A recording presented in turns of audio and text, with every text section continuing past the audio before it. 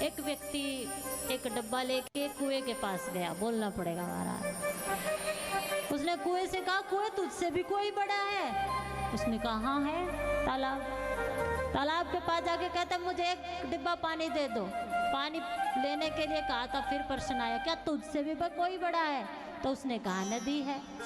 तो नदी के पास जाके कहता नदी मुझे एक डिब्बा पानी दे दो। पानी देने को तैयार हुई नदी, तो नदी से पूछ बेटा तुझसे भी कोई बड़ा है? तो नदी ने कहा सागर है। सागर के पास जाके कहता सागर मुझे एक डिब्बा पानी दे दो।